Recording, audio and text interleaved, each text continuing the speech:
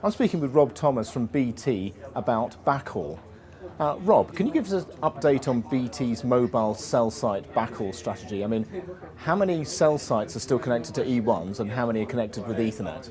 I've been working with mobile operators for the last 4 years, and in that time we've gone from 100% E1s to having nearly 10,000 cell sites on 100 megabit Ethernet now. So it's been a huge achievement. It's been a huge challenge. We've had lots of teething problems, operational processes, technology, obviously the commercial negotiations around the price, because that's a key consideration as well. But I think we've got there, and as we look forward, we look to continue to drive further growth in Ethernet deployment. And do you think you'll ever get to 100% Ethernet with mobile backhaul?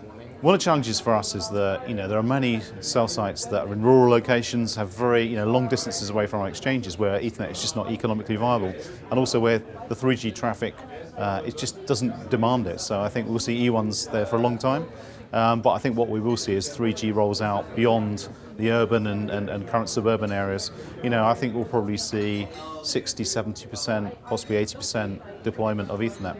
Now, what impact has the mobile network sharing trend in the UK had on your backhaul planning? It's had a very challenging impact. I guess, one of the things for me rolling out these kind of very large complex networks is always, you don't want too many degrees of risk effectively. So, we've deployed a brand new 21st century network.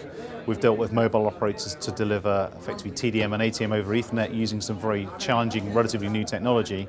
And then in the middle of that, mobile operators start to, initially cell site share.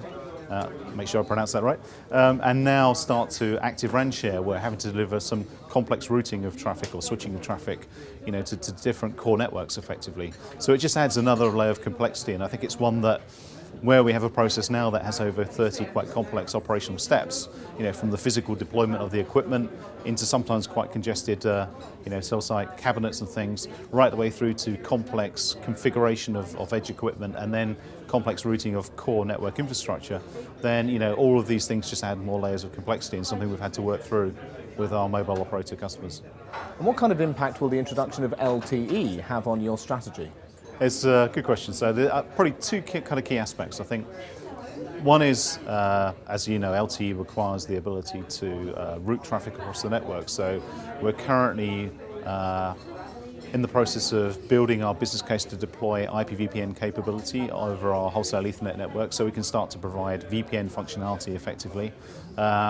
And I think, one of the debates we talked about earlier was, will, for example, the X2 interface require more complex routing further out to the edge, or is that something that's going to come along, 2-3 years down the road when the traffic kind of justifies it? So I think, there's still some detailed design work with the mobile operators in terms of exactly where do we need to deploy the infrastructure, how far out in the network, but broadly we will be deploying IPVPN capability to support LTE. That's kind of one area. I think the second area is this whole area, and again, well discussed, around timing and synchronization. So I think, BT's view is we need to deploy synchronous Ethernet and 1588 version 2 to support LTE, to support timing and synchronization. So, again, that's something that we are investing in to be able to make available as LTE trials and then deployment happens over the next few years. Then in terms of those synchronization technologies, what exactly are you deploying and when? Today, we effectively leave E1s in there for timing. So we effectively have high-speed Ethernet, 100 meg Ethernet, plus we'll leave an E1 timing circuit in there. I think we did look at adaptive clock recovery, which was an early technology, from the edge equipment, but I think for a number of reasons that our kind of design experts felt it wasn't sufficient effectively for the kind of the complex networks and distances and potential, loading congestion issues that we were, going to experience on the network. So we've kind of discounted that.